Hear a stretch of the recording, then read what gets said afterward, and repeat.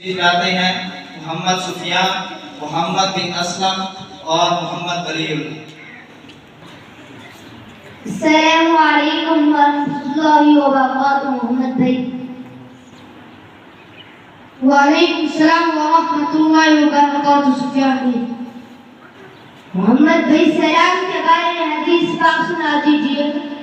قال النبی صلی اللہ علیہ وسلم البادئ بالسلام بریء من الكبر او كما قال علیہ الصلوۃ والسلام۔ لیولا بھائی اس حدیث پاک کا ترجمہ کرو۔ حضور صلی اللہ علیہ وسلم نے فرمایا سلام میں پہل کرنے والا تکبر سے پاک ہے۔ محمد بھائی علم کے بارے میں حدیث پاک سنا دیجیے۔ قال النبی صلی اللہ علیہ وسلم طلب العلم فریضۃ علی کل مسلم او كما قال علیہ الصلوۃ والسلام۔ لیولا بھائی اس حدیث پاک کا ترجمہ کرو۔ حضور صلی اللہ علیہ وسلم نے فرمایا علم دین حاصل کرنا ہر مسلمان کا فرض ہے۔ محمد بھائی صدقے کے بارے میں حدیث پاک سنا دیجیے۔ قال النبی صلی اللہ علیہ وسلم ان الصدقۃ تطفئ غضب الرب وتدفع بك السوء او كما قال علیہ الصلوۃ والسلام۔ لیولا بھائی اس حدیث پاک کا ترجمہ کرو۔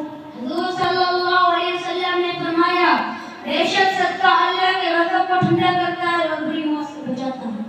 محمد بھائی والدین کے بارے میں حدیث پاک سنا دیجیے۔